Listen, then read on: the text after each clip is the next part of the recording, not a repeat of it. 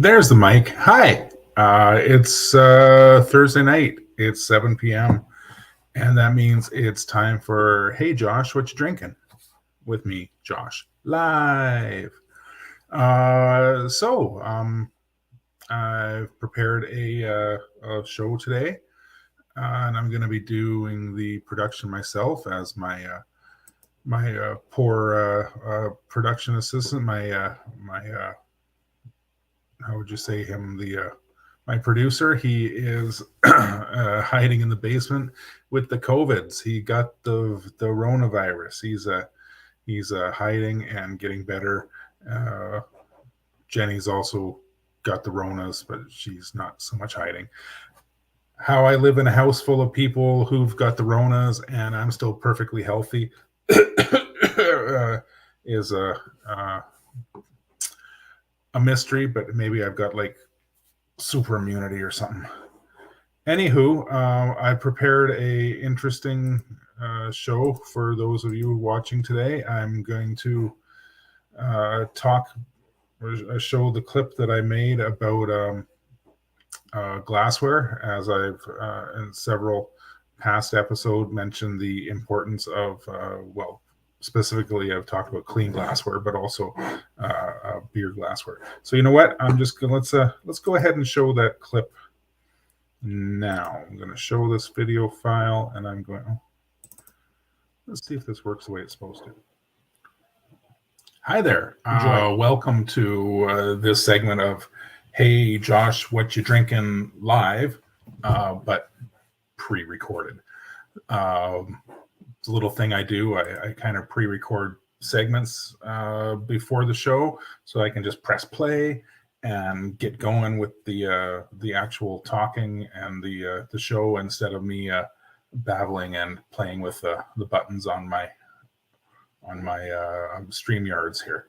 So hey, anyway, welcome to this edition of Hey Josh, what you drinking live. This is not the drinking section or portion of Hey Josh, what you drinking. This is the me talking about stuff segment. So in several recent episodes, I've mentioned the importance of glassware in beer, but more specifically about the importance of clean glassware with beer.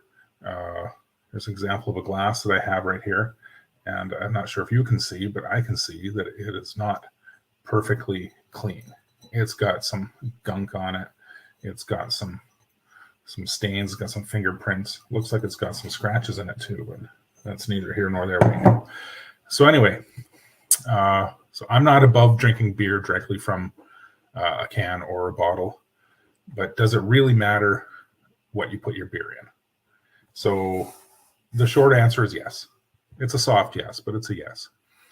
If you're spending good money on a good craft beer, you want it to reach its full potential. It turns out the glass really does matter for three main reasons, really. It's the appearance of the beer in the glass, the speed at which you end up drinking the beer, and most importantly, the different types of glassware. It's the smell, the concentration of the aromas, and the delivery of the aromas to your nose, to your nostrils, because as it turns out, most of taste is smell. I didn't really know. Well, I'd known that before, but I didn't really know that. Beer isn't like other beverages when it comes to the importance of glassware. I mean, wine does matter, but it's not quite as important. You've seen wine glasses. There's two kinds of wine glasses: really big goblet that's meant for one type of wine, and there's another really thin kind of reserved for another type. Excuse me. Particular beer styles are traditionally served in specific types of glasses. It isn't just for looks, rather the different shapes and styles of the beer glassware, or in many cases designed to enhance the aromatic compounds inherent in different kinds of beer.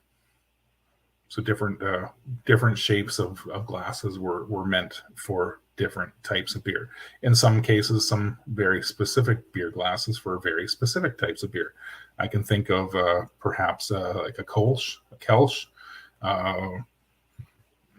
are meant for a very specific type of glass. And then if you see a beer poured into that type of glass, you should probably know that it's that type of beer.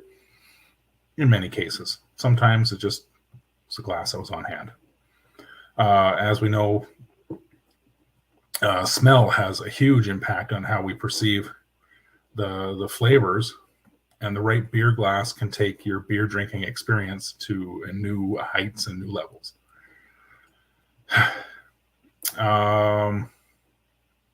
Guess the best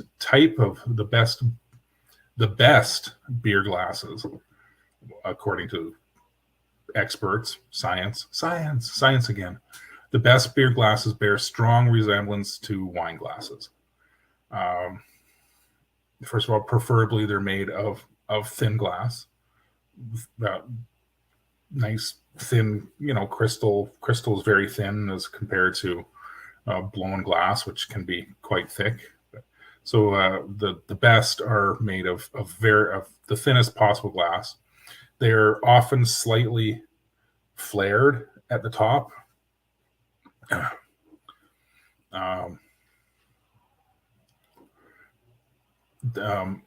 And they're designed to basically put the beer, when you drink it, directly onto your palate without the interference of large chunks of glass. Like my other favorite beer glass, it's fairly thick, and when you drink, put it up to your mouth, I mean, there is a considerable chunk of glass between my lip and the beer, as compared to, say, this one here that I was showing earlier. That's a fair bit thinner. It's still just a mass-produced glass, but there's considerably less glass between the beer and my lip. So the bowl of the glass should holds the concentrated aromatics emerging from the liquid. And because most of our senses of taste is actually that of smell, this aspect is crucial that if the beer is to be tasted, and I mean tasted rather than just drunk rather than just drunk. The beer should be swirled in the glass. The shape of the bowl makes it easy to do this. And as some of the liquid evaporates on the surface of the glass, the full array of the beer's aromatics can become more apparent. So the bowl also holds the beer's head, the head of foam, and a flared lip. I guess this is a somewhat flared lip. And a flared lip helps support the foam. And the stem, I'm talking about an example of the best beer glass. This is definitely not the example of the best beer glass, but this is one of my favorite beer glasses. I have the two favorite beer glasses, the mug and the glass. Anyway, where was the stems should support a few fingers, enough to beer served in a stem glass like this maintains its temperature better, and if I hold the stem, it won't be warmed by the heat of my hand. The stem also makes swirling easier, especially if you put it down on the table. You see that? Put it down on the table. Yeah. This makes it swirling easier, then you can get a good sniff off it too. So at this point, I'd like to show a little graphic of beer glass styles. I think there it is. I'm not sure how well you can see this. I'm just gonna look at my copy here. So on the right side, well, these are like the 6 main types types of glasses. Well, I guess really 5. I kind of personally, I would kind of say the snifter and the tulip are pretty much the same. So there's the flute type glass is often used for pilsners and other light beer types. The Weizen is great for wit beers and Hefeweizens. The pint glass, it shows the Nonic pint, which is kind of like the European version of the regular straight pint glass, or shaker cup, as is often referred to. That's great for hopping bitter beers, IPAs, pale ales, and such like that. The strong, that's the conical. You can't even see me now. Over here. The conical, straight-sided one that's specifically for a Kolsch. It's also good, very nice for, according to this chart, for sweet and malty beers such as ambers, browns, and bocks. I wouldn't personally, but that's a matter of opinion, I suppose. The tulip glass is great for big juicy IPAs, hoppy bitter IPAs, pale ales, and such. And the tulip is also good for the more sour, like sours, not sours, but so with sours, saisons and such like that. What else is on here? The snifter. So in my opinion, the snifter and the tulip are pretty much interchangeable. I'd do away with the snifter. In fact, it would seem that even according to this chart, I hope you can see the chart, or if you can't, maybe you can zoom in.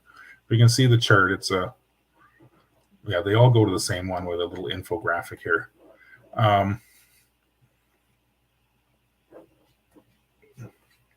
then again, the pint glass is for best for stouts and porters.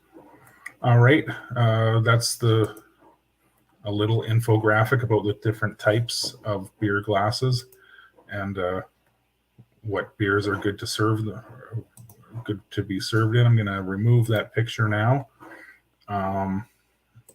So I've talked a little bit about glasses and our glassware and the importance of proper glassware, but more than anything, the size and shape of what you're drinking out of for a good beer is the cleanliness of the glass. Now I've talked about that more specifically a few times in the past on Hey Josh, What You Drinking? Making beer is a long and involved process, from harvesting the grain, malting, brewing. All the steps come together to create beer. And each step along the way, the parties involved are focused on ensuring the highest standards of quality and sanitation. So why do we forget to put all this hard work when it's time to reap the benefits, reap the reward, and put sweet beer to our lips in a dirty glass? So beer's carbonation is what's known as hydrophobic. It's hydrophobic. It's scared of water. It is repelled by what? It repels from water. Carbonation will stop at nothing to get away from water. Hence the bubbles rising to the top of your beer. Carbonation's hydrophobic quality makes it extremely important to have a perfectly clean glassware. Not just clean, but beer clean. If you've ever worked in service, you've probably heard the difference between clean and beer clean. If a glass is anything less than beer clean, it harbors impurities like fingerprints, lipstick, which is not only from and impurities not only from dirt and grime on the glassware. A fat or grease-based residue like milk or dish soap, can leave a clear film on the glass that gives the carbon dioxide a place to cling.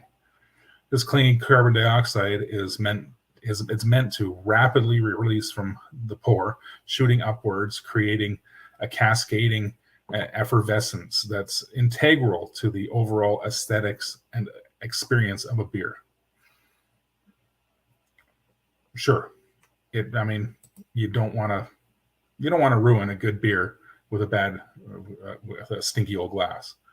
When the carbon dioxide stays on the glass, on the outside of the glass, you can see all the bubbles attached to the side of the glass. It may lessen the amount of foamy head, wreak havoc on the mouthfeel and flavors, and generally leave you with a subpar drinking experience. So, some tips for making sure that you have beer clean glass are to wash beer glassware separate from your other dishes. Hand wash. Air dry glassware and avoid adding. So air dry the glassware to avoid adding lint to the glasses, like from the towel. Store in an area free of odors, smoke, grease, and dust. And it's always a good idea to pre-rinse glass before serving to remove any dust or particles. Now, avoid frosted glasses, frozen, A&W style frosty mugs. Ice crystals will act as a natural nucleation point, creating excess foaming. And when it melts, watering down your beer. So an easy way to keep your glasses beer clean without any special processes, to make sure that the glass you use for your beer is just for your beer. No milk, pop, juice, such like that. And that just makes it easier to do that. So this has been my 15-minute talk about that I've been promising to have for some time about glassware and clean glassware. I hope it's been somewhat informative. And it seems a little dumb to say that you should drink good beer from a good glass that's clean, but sometimes, have you ever been to a place and it's just like you get your beer and you can just see that all the CO2 clinging to the outside? That means that a little particle of CO2 has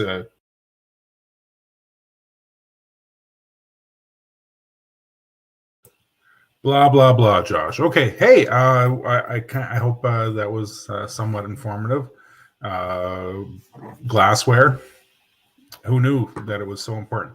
I'd like to share one more little infographic with you here. Again, about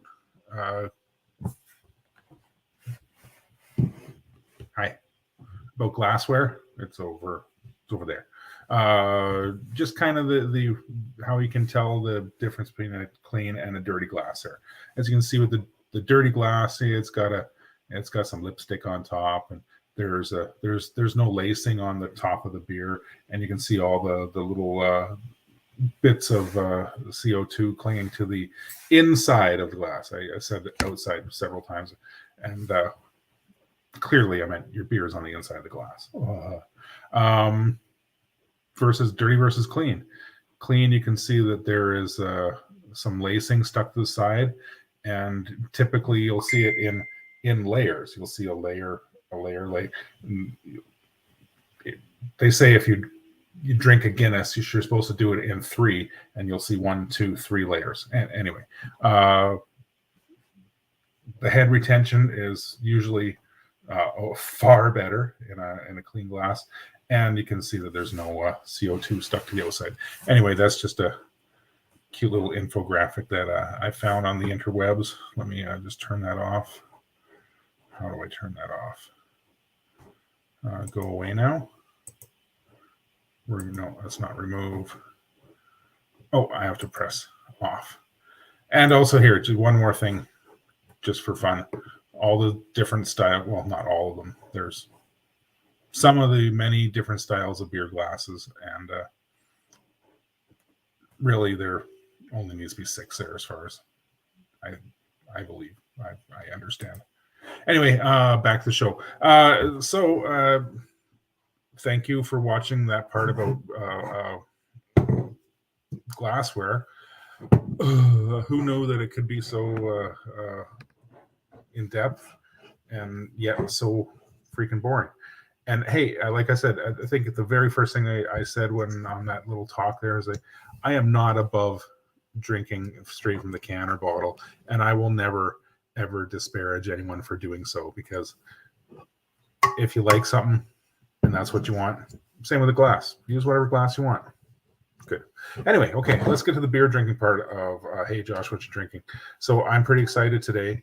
I've got myself a can of Space Age Sunshine. So this is the very much talked about the quadruple dry hopped IPA from Flying Monkeys Craft Brewery in Barrie, Ontario. I guess kind of like a sequel to their triple IPA with the Sparkle Puff. So this has got cool looking can. Flying Monkeys usually do. Quadruple IPA.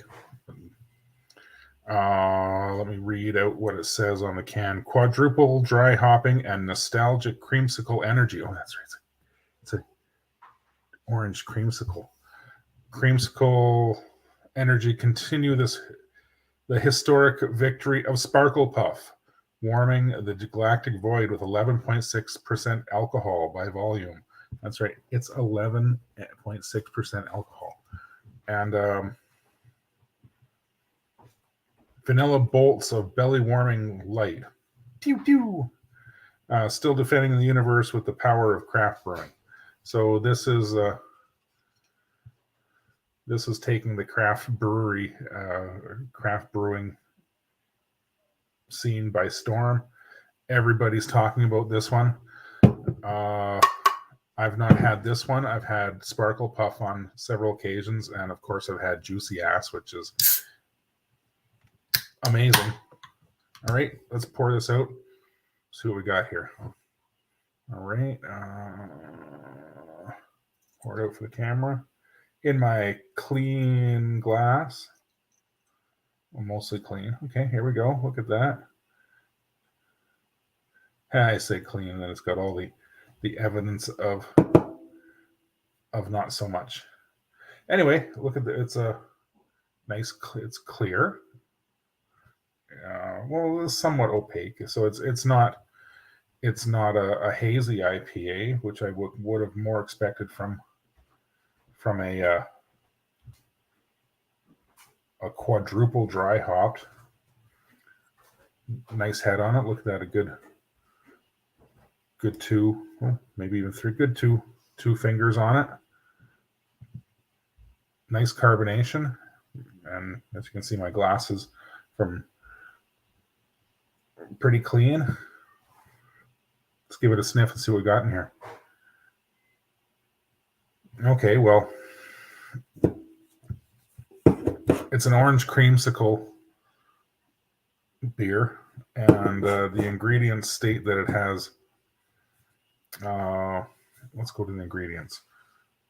Water, malted barley, hops, sugars. Okay, so sugars, I'm going to assume it's lactose because it's still in the beer, not fermented out. Sugars, orange juice concentrate, and that's the point I was getting to. You can really smell the orange juice on this one. It's very orangey. Vanilla beans, natural orange flavors, natural mandarin orange flavor, natural orange vanilla flavor. So it's orangey. Right off my nose here, it smells like orange juice and like sweet orange juice. I want to say I smell of vanilla, but I really don't. It is quite orangey. And the surprising thing is I really don't get much malt aroma, just orange. So I'm not 100% sure if that's all from the orange juice added or all the flavors, but it's quite orangey. And as you can see, quite clear, a little bit opaque, but mostly clear. Pretty cool. Okay. Orange. Now, I'm starting to get a little bit of a biscuity, malty aroma from it, for sure. Let's just get to the drinking.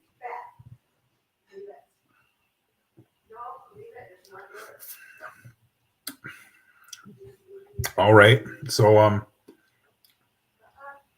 incredibly orangey.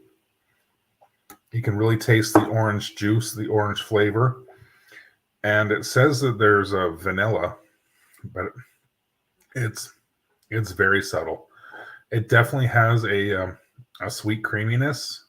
I'm gonna guess that it has a fair amount of lactose in it because it is sweet and it's really boozy. And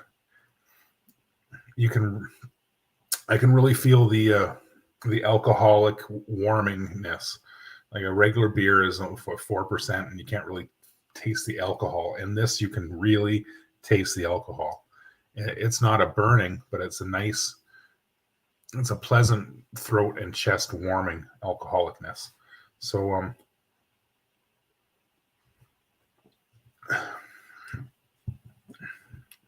yeah, this is really good. I will comment that I don't taste any hops. There's a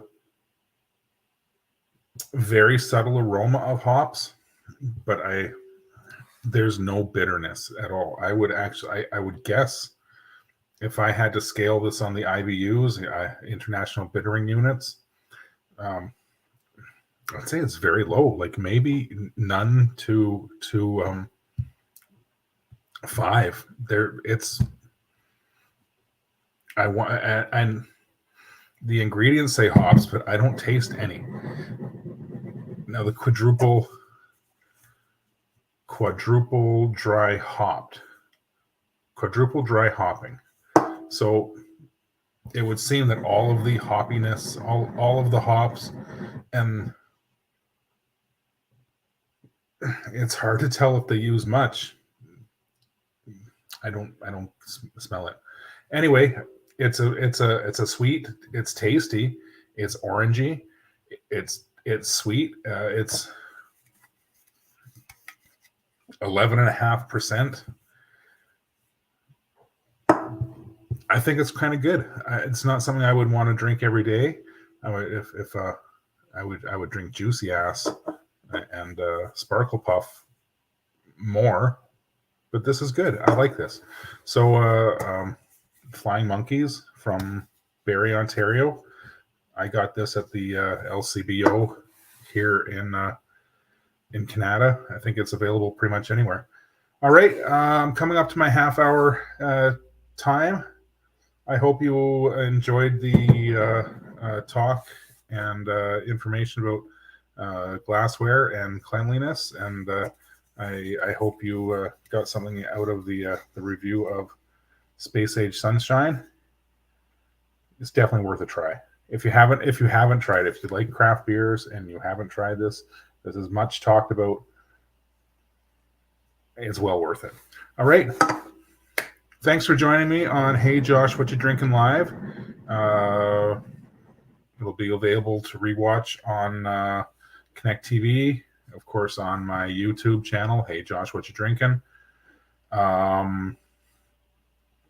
If you're watching it on YouTube, please do the subscribing thing and the notification thing, and check out my links in the bio in the top part there. And otherwise, cheers. Thank you so much. Have a good night.